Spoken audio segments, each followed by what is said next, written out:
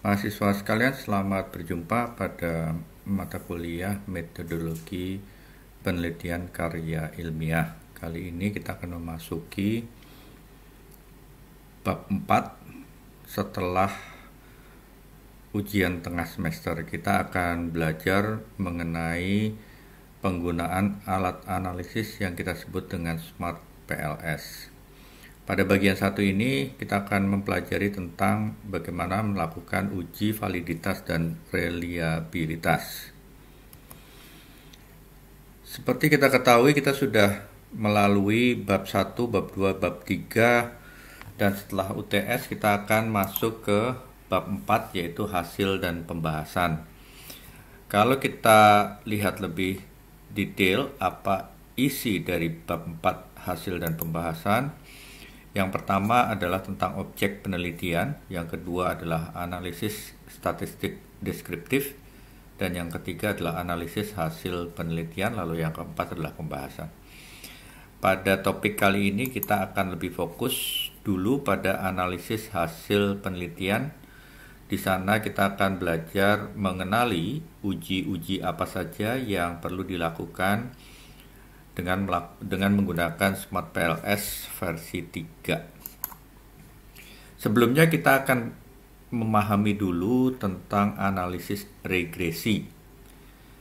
Seperti yang kalian sudah ketahui bahwa penelitian kalian menggunakan dua jenis variabel, yaitu variabel independen yang ada di sebelah kiri dengan notasi X1 dan X2. Kemudian variabel dependent dengan notasi Y. Ada dua variabel independen dan satu variabel dependent. Jadi kalau kita kembali ke bab 2, kita akan menemukan konstruk model seperti pada gambar di sebelah kanan.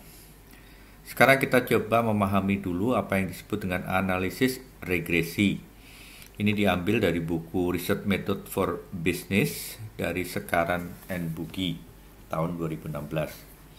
Analisis regresi bertujuan untuk mengetahui pengaruh dari satu variabel terhadap variabel lainnya. Variabel yang memengaruhi disebut variabel bebas atau independent. Jadi, pada gambar terlihat sebelah kiri adalah variabel independent yang fungsinya memengaruhi variabel bebasnya atau dependent atau dengan notasi Y. Jadi analisis regresi ini adalah satu analisis untuk mengetahui adanya pengaruh dari variabel independent terhadap variabel dependent. Analisis regresi dibagi menjadi dua. Yang pertama adalah analisis regresi sederhana dan analisis regresi berganda. Jika kita perhatikan pada gambar, maka analisis regresi sederhana ini hanya melibatkan dua variabel, yaitu satu variabel independen dengan notasi X dan variabel dependent dengan notasi Y. Jadi gambarnya hanya satu variabel independen sebelah kiri dan mempengaruhi satu variabel dependen di sebelah kanan. Sedangkan pada metodologi penelitian yang kita lakukan, kita menggunakan analisis regresi berganda. Yang dimaksud berganda adalah terdapat lebih dari satu sebetulnya ya, terdiri dari dua atau lebih variabel independen X1 dan X2, tidak seperti yang gambar di atas, hanya satu variabel independen dan dua variabel independen pada gambar di bawah memengaruhi satu variabel dependen. Itu disebut dengan analisis regresi berganda. Persamaan dari analisis regresi bisa kita lihat pada notasi di sebelah kanan, di mana nilai Y atau variabel dependent terikatnya adalah sama dengan konstanta A, ini A kecil ya, harusnya A konstanta atau nilai Y apabila X sama dengan 0, kemudian B atau koefisien beta itu adalah koefisien pengaruh dari variabel independen. Nggak usah pusing lihat persamaan ini ya. Intinya, analisis regresi itu bertujuan untuk mengetahui pola hubungan secara matematis dari variabel X dan variabel Y. Dan untuk mengetahui besarnya perubahan variabel X terhadap variabel Y, serta untuk memprediksi variabel Y jika nilai variabel X diketahui. Prinsip dasar dari persamaan regresi sederhana adalah bahwa antara variabel dependent dengan independent harus memiliki hubungan. Kita lanjutkan. Untuk menghitung dan menganalisis pengaruh antara variabel tadi, maka kita menggunakan satu alat analisis yang disebut dengan Smart PLS. Kali ini kita menggunakan versi 3. Smart PLS adalah perangkat lunak yang digunakan oleh peneliti sebagai alat analisis untuk melakukan olah data kuantitatif pada data primer. Jadi nanti data yang kita olah itu adalah data primer, hasil jawaban dari responden terhadap kuesioner yang kita sebarkan pada responden. Mengapa kita menggunakan Smart PLS? Karena ada beberapa keunggulan, contohnya adalah cara instalasinya mudah, cepat, dan softwarenya juga open source, artinya tidak harus berbayar. Aplikasinya ringan, tidak membutuhkan memori besar, dan tidak mensyaratkan sebaran data normal. User-friendly dan kemampuan melakukan analisis jalur pada sekali uji saja, karena hanya dengan sekali uji, Smart PLS ini mampu menganalisis grafik jalur sekaligus. Nanti kita akan praktekkan bersama-sama. Kita akan mengenali dulu ada 3 fungsi perhitungan pada Smart PLS. Yang pertama adalah algorithm, yang kedua adalah bootstrapping, dan yang ketiga adalah blindfolding.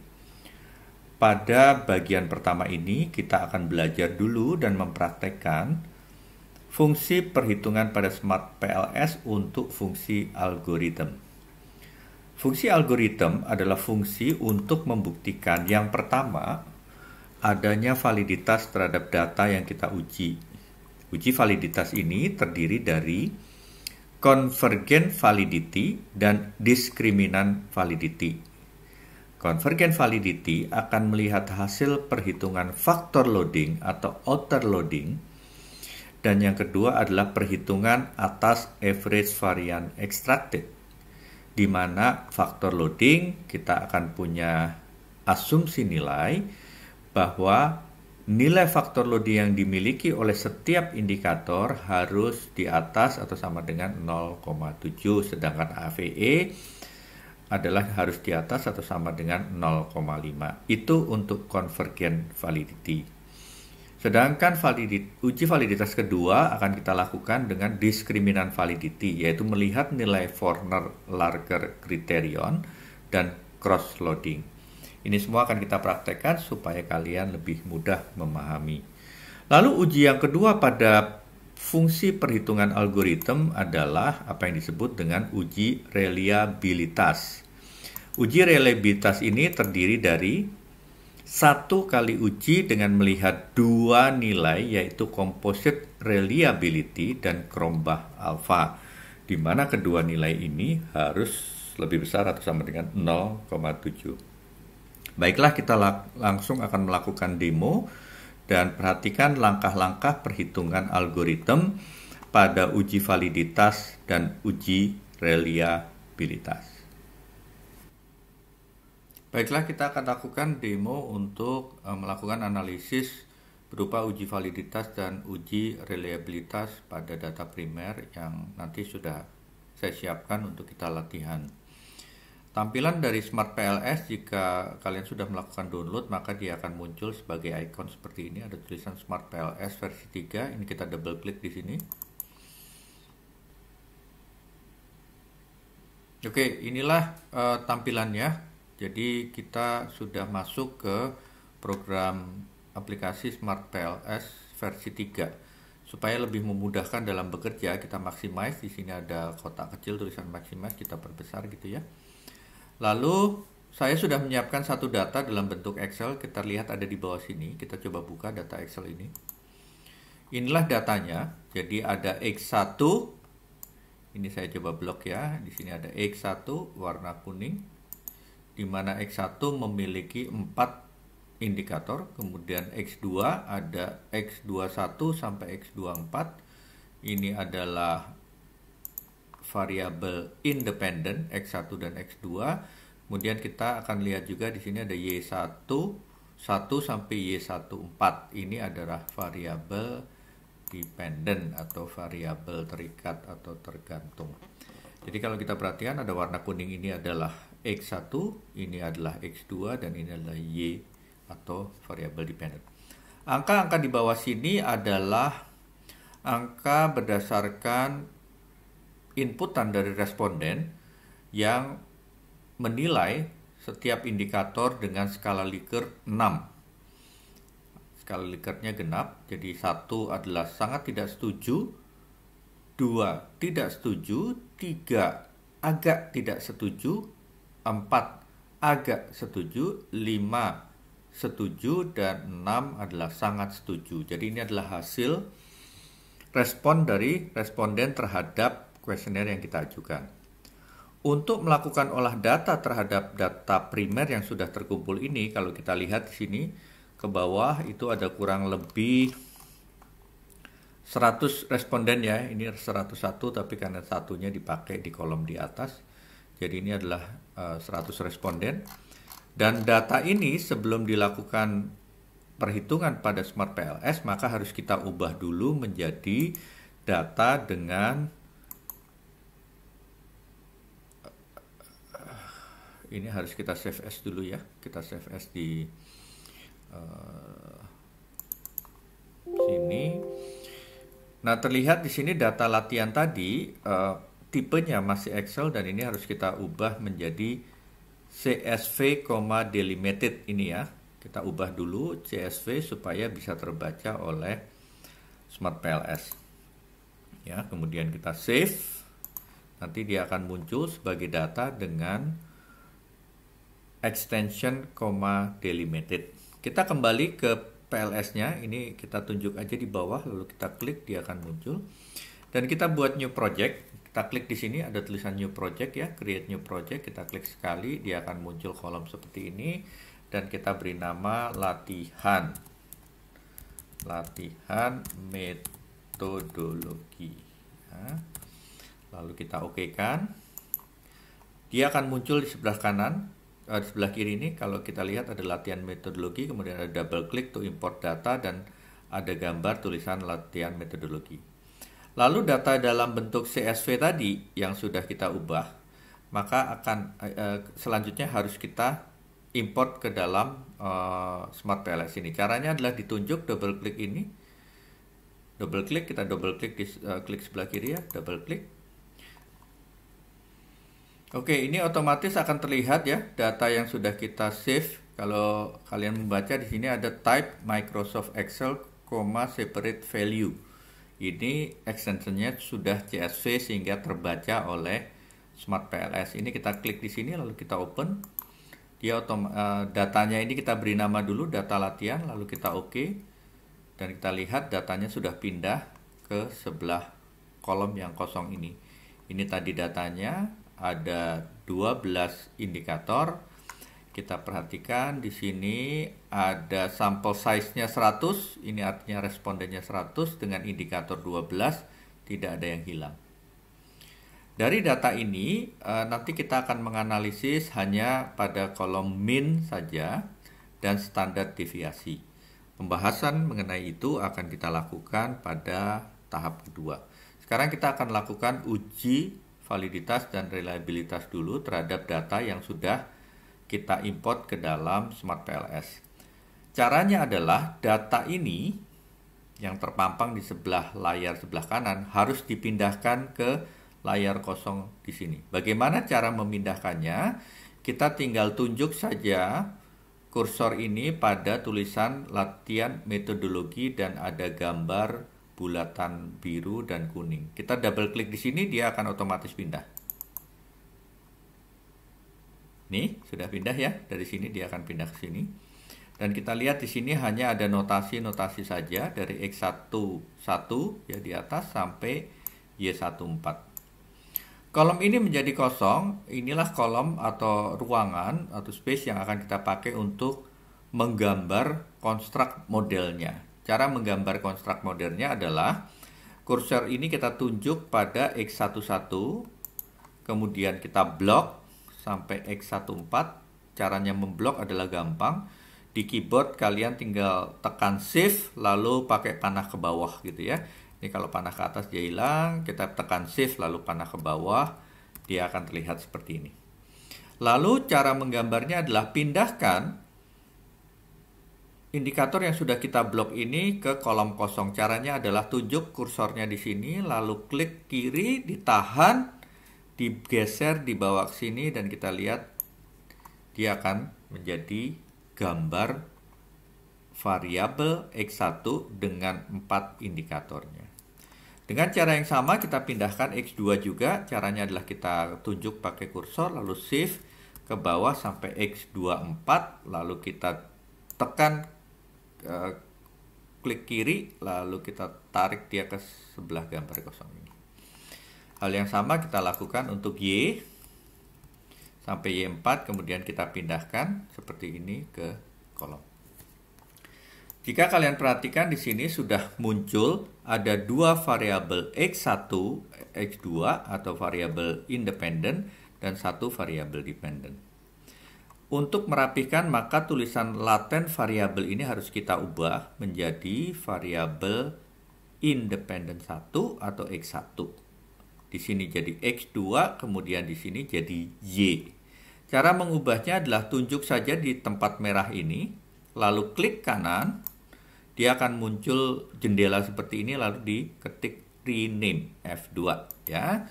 Lalu kita tulis di sini adalah X1 atau variabel independen 1. Lalu kita oke, dia otomatis akan berubah. Dengan cara yang sama kita tunjuk lagi, klik kanan, lalu rename. Sini kita ganti namanya menjadi X2 lalu oke. Untuk Y juga kita ganti. Ini tinggal untuk memunculkannya tinggal klik kiri di bulatannya, lalu klik kanan, dia akan muncul jendela seperti ini. Kita rename dan kita ganti namanya, kita hapus lalu kita ganti dengan Y, lalu kita oke. Sekarang sudah rapih X1, X2 dan Y. Supaya indikator atau kotak berwarna kuning ini rapih terlihatnya, kalian bisa mengganti posisinya di atas, di belakang atau di bawah. Caranya adalah sama, kursor dibawa ke tengah lalu klik kanan.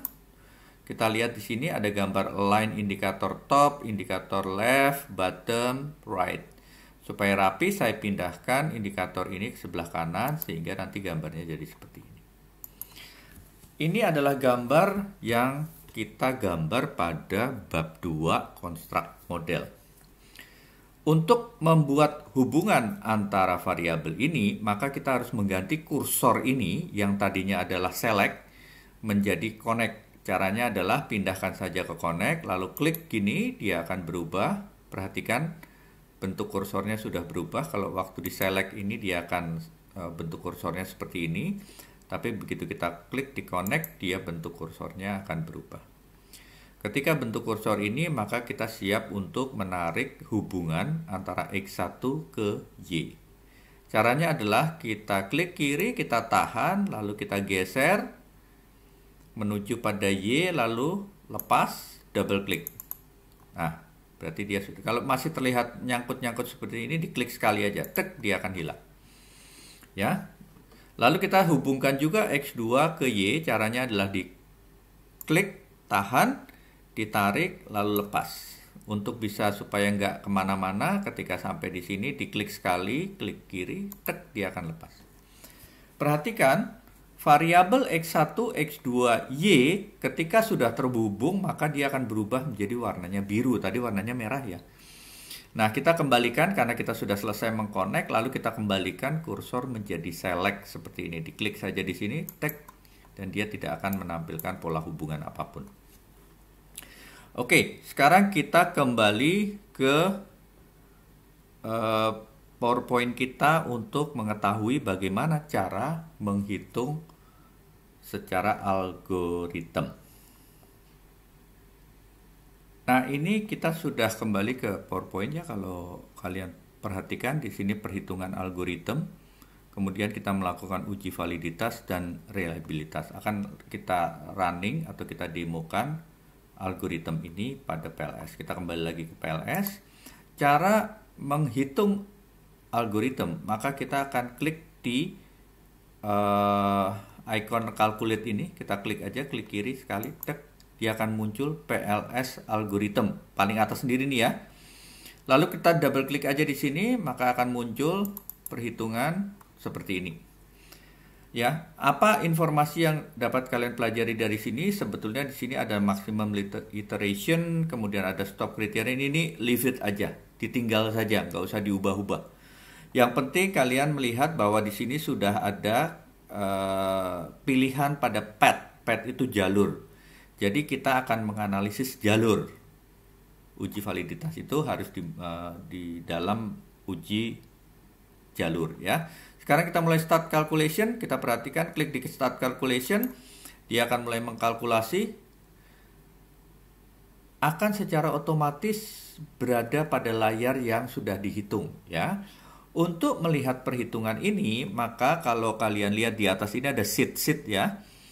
Ini adalah sheet mengenai PLS algoritma. Ini adalah hasil perhitungan algoritma.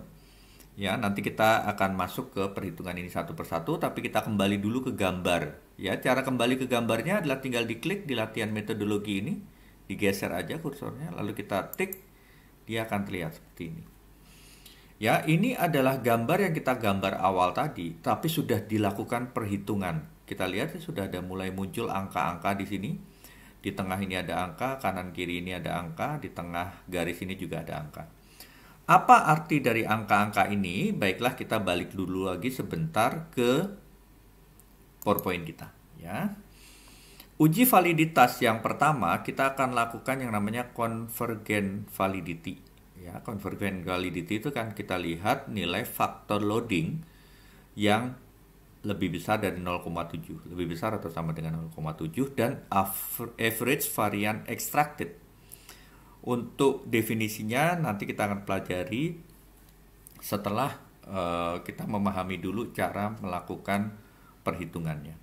Jadi fokusnya adalah uji validitas pada convergent validity untuk melihat nilai faktor loading dan AVE-nya. Kita kembali ke Smart PLS-nya ya. Ini gambar yang sudah dilakukan perhitungan. Lalu di mana kita akan melihat hasil, kita kembali ke sini sebentar ya. Kita akan melihat di sini. Ya, kalau kita perbesar. Kita akan melihat menghitung uji validitas ini ya. Di sini ada convergent validity. Kita akan melihat hasil dari faktor loading dan average varian extracted. Di mana dia berada, kita perhatikan, ini kita kecilkan dulu. Lalu kita kembali dari gambar ini, kita ke perhitungan PLS algoritma kita. Kita klik aja di sini, dia akan muncul seperti ini. Lalu kalian perhatikan, di final result ini, ada tulisan atau ada bagian yang namanya outer loading. Outer loading atau faktor loading. Ini tinggal diklik aja, kita akan lihat. Inilah hasil perhitungan outer loading X11 sampai dengan Y14. Outer loading itu apa ya? Outer loading itu adalah nilai yang diberikan atau diperhitungkan oleh Smart PLS terhadap setiap indikator yang ditanyakan pada responden. Kita kembali ke gambar ya. Angka yang kalian lihat ada hijau, ada merah ini, itu adalah angka yang diambil dari gambar ini. Ya, di sini terlihat ya, ada 0855, 896, 838, ada 063613. Ini dia di bawah 0,7. Maka kalau kita kembali ke sheet-nya PLS algorithm, 0,613 itu warnanya merah. Karena dia sudah mengindikasikan ini harus dihapus, ya. Apa sih artinya angka-angka ini? Itu yang paling penting kalian harus ketahui. Angka-angka ini adalah angka perhitungan matematis yang menunjukkan bahwa indikator atau kotak berwarna kuning ini diuji oleh alat ini, apakah pernyataan atau pertanyaannya memang mampu mewakili variabel yang dia ukur. Perhatikan ya, saya ulangi. Warna kuning ini adalah indikator atau pernyataan atau pertanyaan yang dinilai oleh responden kita. Dari hasil penilaian itu, maka kita akan mengetahui bahwa indikator ini terkait atau mampu mewakili variabelnya. Jika kita kembali ke PowerPoint kita, di sini akan terlihat bahwa faktor loading atau outer loading yang kita ukur tadi sudah menghasilkan nilai, dan secara asumsi nilai dia harus lebih besar atau sama dengan 0,7. Maka kita perhatikan, kita kembali lagi ke Smart PLS-nya. Apakah ada nilai-nilai yang di bawah 0,7? Kalau kita bingung melihat angka ini, maka kita kembali saja ke sheet ini, PLS algorithm, dan kita lihat mana yang berwarna merah. Kita akan ketemu di sini X14 berwarna merah. Artinya apa sih warna merah ini? Artinya bahwa pertanyaan atau pernyataan pada butir X14 dinyatakan pada perhitungan statistik tidak mampu mewakili variabelnya. Sehingga pertanyaan X14 kalau kita kembali pada gambar, dia harus dihilangkan atau dieliminasi karena dianggap pertanyaan atau pernyataan ini tidak mampu mewakili atau tidak mampu mengukur variabelnya. Bagaimana cara menghilangkan angka yang di bawah 0,7 ini? Ya, maka kita akan lihat caranya adalah kita tinggal tunjuk pakai kursor ini di X14, lalu kita klik kanan sekali, dia akan muncul garis hitam di sekelilingnya, lalu kita klik kanan dan kita cari delete di sini. Maka kita akan delete. Perhatikan ya, ketika saya delete, maka seluruh angkanya akan hilang. Karena apa? Alat ini akan menghitung ulang kembali secara algoritma. Setelah X14 dihilangkan, apakah masih ada yang di bawah 0,7? Lalu kita lakukan ya, running sekali lagi dengan calculate ini. Kita klik di calculate, lalu ada PLS algorithm. Kita klik di PLS algorithm, dia akan menghitung. Kita start calculation, dia akan menghitung ulang. Oke, kita kembali ke gambar ya, caranya kembali ke sini. Lalu kita perhatikan, X14 sudah hilang, dan kita lihat, kita balik lagi ke sini. Kita menuju pada outer loading, apakah masih ada angka merah pada indikator yang dihitung. Kita perhatikan, kalau lihat dari sini, dari X11 sampai Y14 sudah hijau semua. Apa artinya? Ketika ini sudah hijau semua, maka kalau kita kembali ke PowerPoint kita, di sini terlihat bahwa faktor loading atau auto loading sudah bersih. Sehingga convergent validity pada outer loading sudah dinyatakan valid.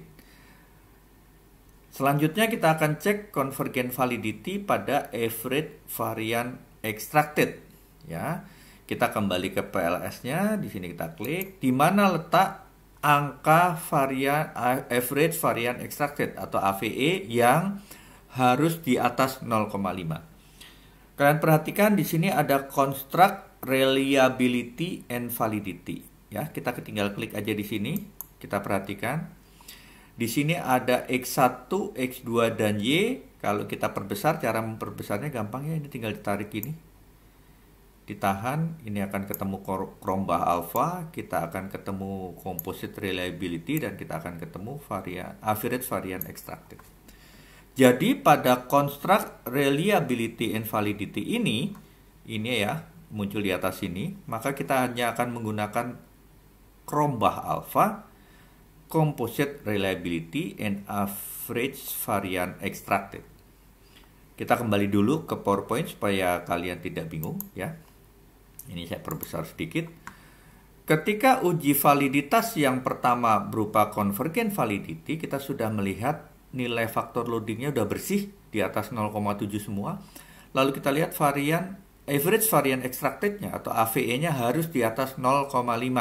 Maka kita kembali ke Smart PLS, kita lihat average varian extracted-nya, udah di atas 0,5.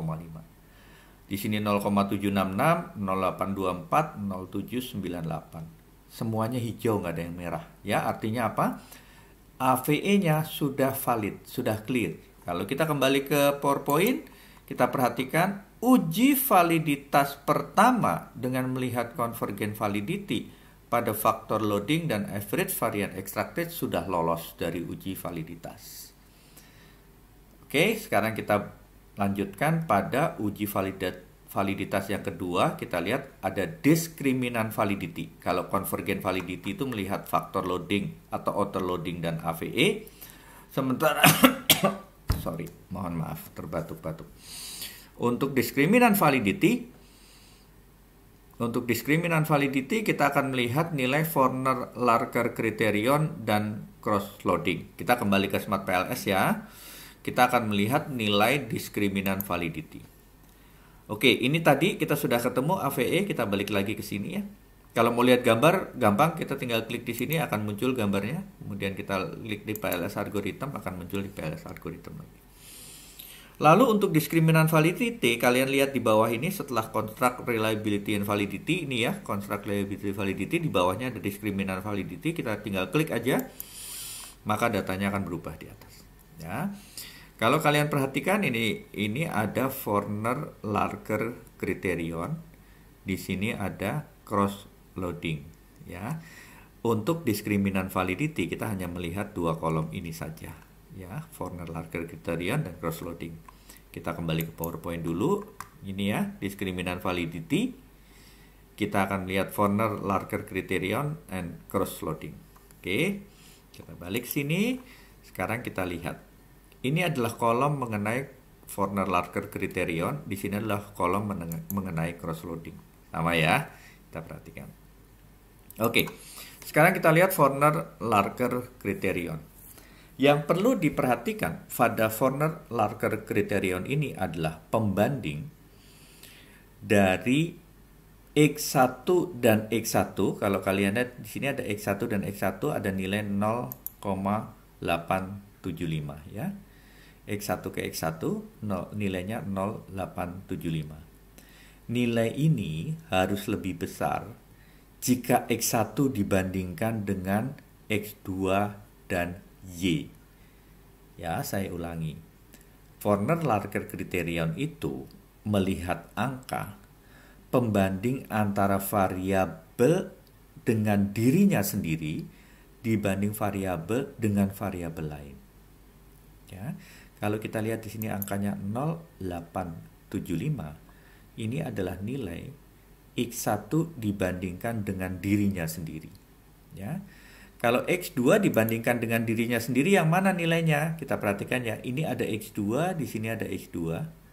Maka kita akan ketemu angkanya adalah 0,908. Kalau X1 dibanding X1 itu 0,875. Kalau X2 dibanding X2 sama-sama adalah 0,908. Ya. Jadi kalau kita perhatikan, jika variabel dibandingkan dengan variabelnya sendiri, dia memiliki sebuah nilai. Variabel X1 membandingkan dengan dirinya sendiri, nilainya 0,875. X2 membandingkan dengan dirinya sendiri, nilainya 0,908. Variabel Y membandingkan dengan dirinya sendiri adalah 0,893. Ya. Jadi kalau kalian perhatikan, ini ada satu garis melintang seperti ini. Garis melintang inilah menunjukkan angka perbandingan variabel dengan dirinya sendiri. Ya. Variabel X membandingkan dengan dirinya sendiri nilainya 0,875. Variabel X2 membandingkan dengan dirinya sendiri nilainya 0,908. Variabel Y membandingkan dengan dirinya sendiri nilainya 0,893. Jadi kalian tinggal lihat garis miring ini saja. Ya. Lalu bandingkanlah nilai-nilai pada garis diagonal ini dengan nilai di sebelah kanan kirinya. Ya.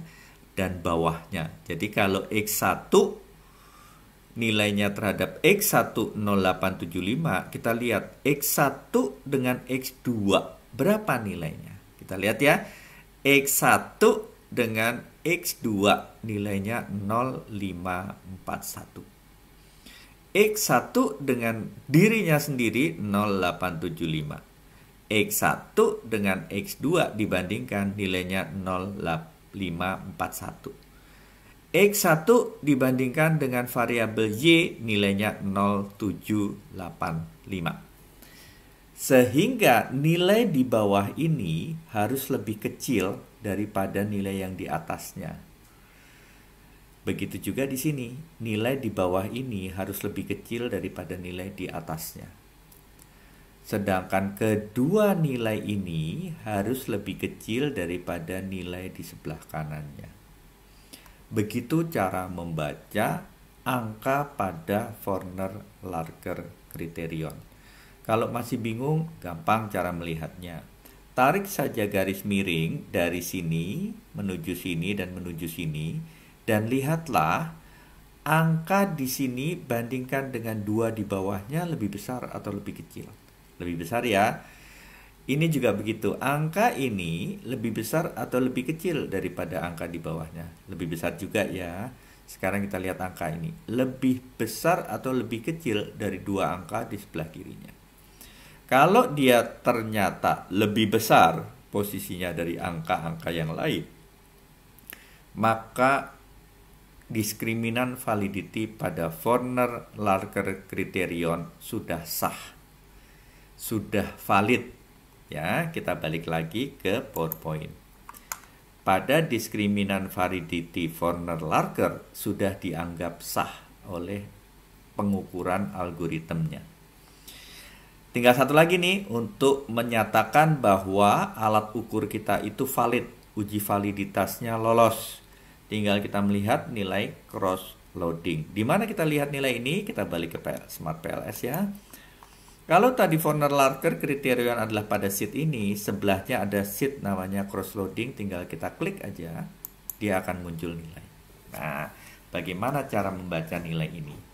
Sebetulnya prinsipnya sama saja dengan cara membaca Forner-Larker, hanya di sini lebih detail. Perhatikan cara membaca angka-angka di layar ini, ya. Kalau kalian perhatikan di sini ada X1, ada X11, X12, X13. Bernotasi X11 ini adalah variabel independen pertama. Bernotasi X2, X2, X2, X2 ini adalah variabel independen kedua.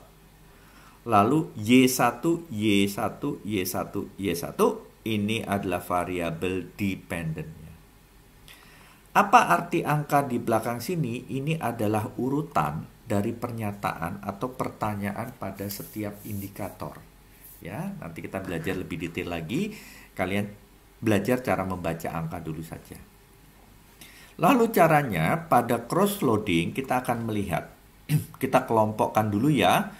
Semua X1 kita lihat, semua X2 kita lihat, semua Y1 kita lihat.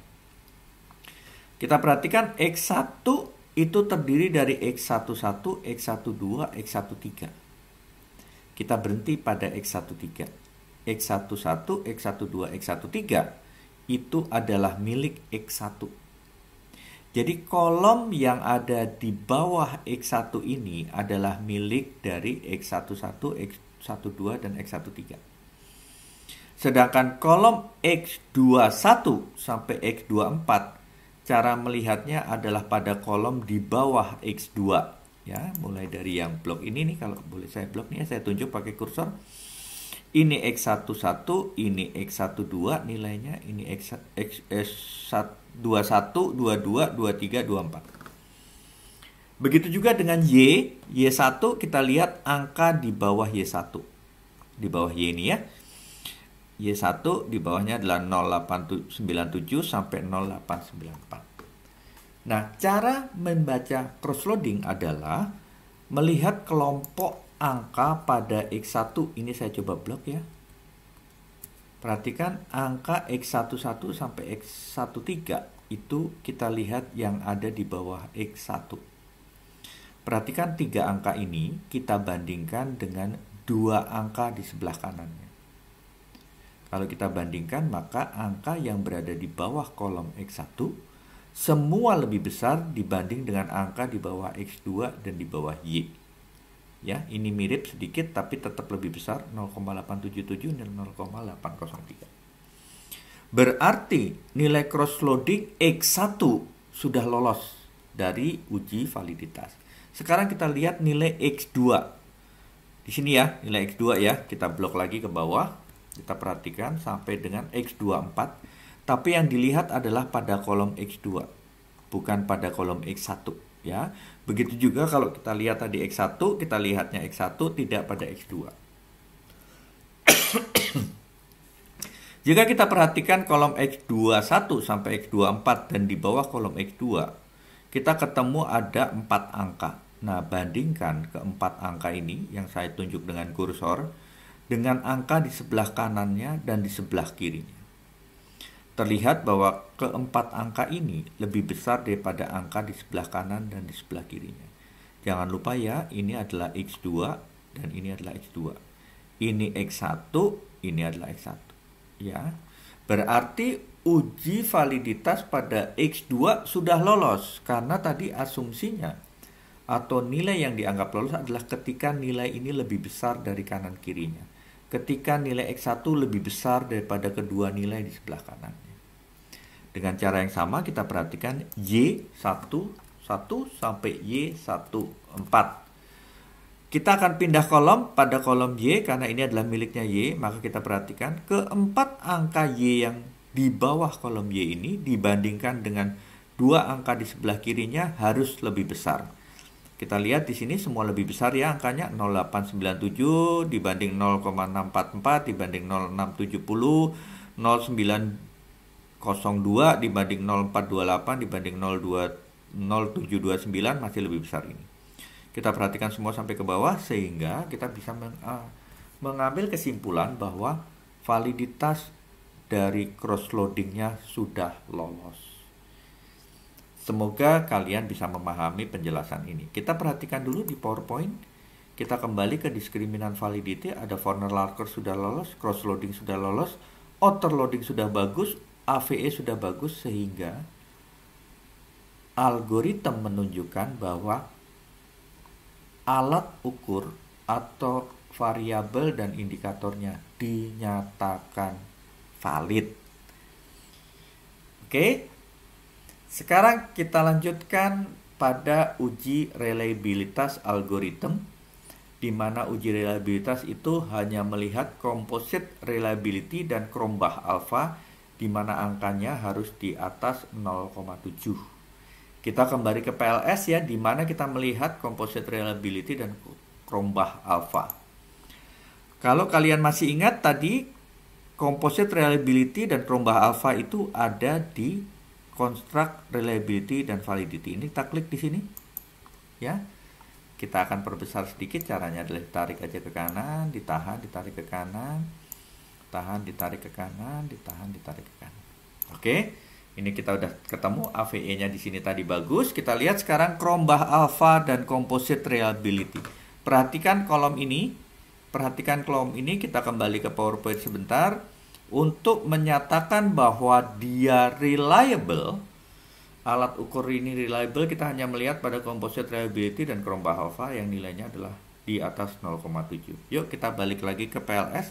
Kita lihat composite reliability dan Cronbach alpha-nya berapa. Kita lihat di sini Cronbach alpha-nya bagus di atas 0,7.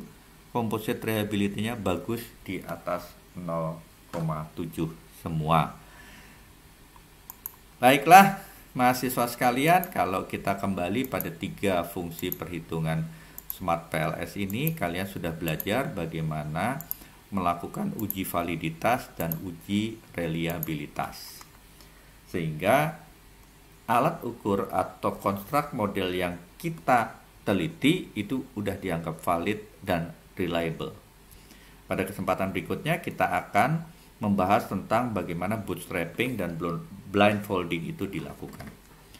Sebagai tugas, saya akan mengirimkan melalui Moodle materi video ini dan data sebagai uji coba kalian untuk melakukan 2 uji validitas dan reliabilitas ini. Masing-masing harus melakukan ujinya melalui Smart PLS ya. Saya kembali ke Smart PLS. Dan tugasnya adalah kalian harus mengcapture hasil-hasil perhitungan ini dan dibuat dalam bentuk PowerPoint. Jadi di capture ya, lalu hasilnya bisa kalian buat seperti ini untuk di copy paste menjadi PowerPoint, dan itu adalah tugas kalian untuk dikumpulkan waktunya sebelum pertemuan kita berikutnya. Baiklah mahasiswa sekalian, kita sudah selesai dengan pengenalan SmartMLS untuk uji validitas dan reliabilitas. Jangan lupa kerjakan soalnya. Saya akan mengirimkan format CSV, data CSV pada Moodle, dan materi ini silahkan nanti dipelajari ulang. Terima kasih banyak, semoga kalian bisa lancar dalam belajar.